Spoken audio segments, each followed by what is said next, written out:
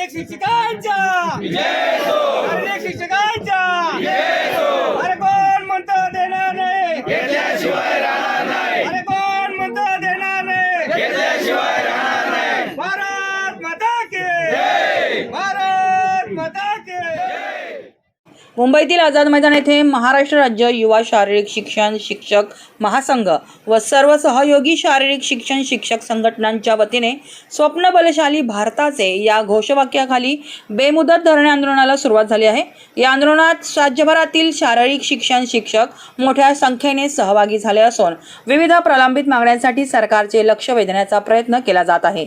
प्रमुख मागण्यांमध्ये जिल्हा परिषद व इतर शाळांमधील शारीरिक शिक्षण शिक्षकांची रिक्त पदे इतर विषय शिक्षकांकडून न भरता ती 100% पवित्र पोर्टल म्हणजेच टेट 2025 मार्फत भरावीत अशी मागणी करण्यात आली आहे। तसेच टेट 2025 भरती प्रक्रिया तातडीने पूर्ण करावी आणि शारीरिक शिक्षण शिक्षकांची सर्व पदे नियमित पद्धतीने भरावीत अशी ही आग्रही भूमिका आंदोलकांनी घेतली आहे। नमस्कार, मी गणेश लहाने जालना जिल्हा मधून आलेलो आहे। मी राज्य कोर कमिटीचा सदस्य असून आम्ही या ठिकाणी कालपासून बेमुदत धरणे आंदोलन करत आहोत। आमच्या मागण्या अशा आहेत की केंद्र शाळेवर 2 जानेवारी 2026 रोजी प्रत्येक केंद्र शाळेवर एक क्रीडा शिक्षक भरण्याचं शासनाने मान्य करून GR काढलेला आहे, परंतु त्या GRची अंमलबजावणी अजून झालेली नाही आणि टेट 2025च्या आधारे ती पदे पहिल्या टप्प्यात भरण्यात यावी या संदर्भात आम्ही आंदोलन करत आहोत। विद्यार्थ्यांच्या सर्वांगीण विकासासाठी ही पदे आवश्यक असताना शासनाचं या पदांकडे विशेषतः लक्ष नाही आणि हे लक्ष वेधण्यासाठी आम्ही इथे बेमुदत धरणे आंदोलन करीत आहोत। किती दिवस झाले तुम्हाला या ठिकाणी आंदोलन करताय? आज आमच्या आंदोलनाचा दुसरा दिवस आहे। महाराष्ट्रातून प्रत्येक जिल्ह्यातून अनेक अभिज्ञताधारक म्हणजे ज्यांनी परीक्षा दिली आहे ती इथे आज उपस्थित आहेत। संख्या किती आंदोलकांची? काल आमच्या आंदोलनाची जवळपास रेकॉर्ड ब्रेक संख्या होती, 400च्या आसपास संख्या होती।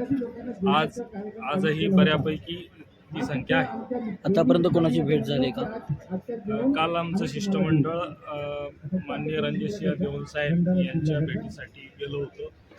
त्यामध्ये थोड्याफार प्रमाणात सकारात्मक चर्चा झाली, परंतु आम्हाला जी अपेक्षित चर्चा होती ती झालेली नाही। काय अपेक्षित आहे? आम्हाला अपेक्षित आहे की केंद्र शाळेवरील 4860 पदं ही पहिल्या टप्प्यात पूर्ण क्षमतेने म्हणजे 100% भरण्यात यावी। अन्यथा असं काही झालं नाही तर पुढचं आमच्या आंदोलनातील ज्या मागण्या आहेत त्या जर मान्य झाल्या नाही तर आम्ही हे आंदोलन अधिक स्वरूपात तीव्र करू।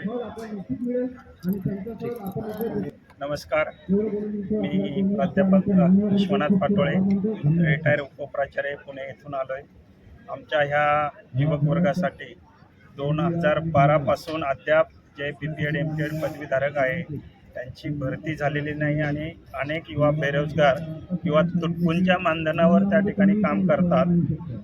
राष्ट्रीय शैक्षणिक धोरणाच्या निर्देशानुसार महाराष्ट्र शासनाने जिल्हा परिषद स्तरावर केंद्र स्तरावर त्या ठिकाणी 4860 जागा निर्माण केलेल्या आहेत, परंतु त्याच्या सेवा शर्ती अद्याप तयार झालेल्या नाही आणि या जागा पूर्ण क्षमतेने भरल्या जाव्यात।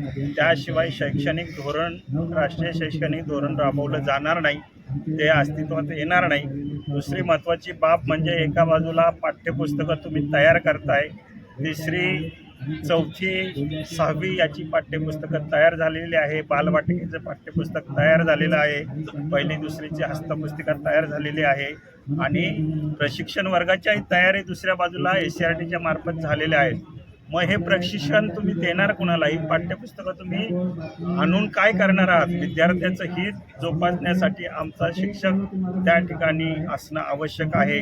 म्हणून शासनाला या निमित्ताने विनंती आहे की तुम्ही लवकरात लवकर आमच्या या शारीरिक शिक्षकांची भरती करा, विद्यार्थ्यांचं सुदृढ आयुष्य निर्माण करा, भावी पिढी सुदृढ करा, क्रयशक्ती वाढवा आणि एक चांगला समाज त्या ठिकाणी भारतातला महाराष्ट्रातला निर्माण करा अशी विनंती या निमित्ताने आम्ही प्रशासन आणि मंत्री महोदयांना करतो। मी डॉक्टर जितेंद्र लेकर, मुंबई महानगरपालिका शारीरिक शिक्षण शिक्षक युनिट याचा मी प्रमुख कार्यवाह आहे। मला फक्त एवढंच सांगायचं आहे की दादा भुसे शिक्षण मंत्री महाराष्ट्र राज्याचे त्यांनी जे 4,860 पदांचं आश्वासन दिलं ती पदं त्यांनी आश्वासित केली, बरोबर. ही पदं संपूर्ण महाराष्ट्रामध्ये भरली जाणार. मग आता जर पदं तुम्ही निर्माण केलीत किंवा डिक्लेअर केलीत, मग तुम्हाला आम्हाला देण्यास काय हरकत आहे.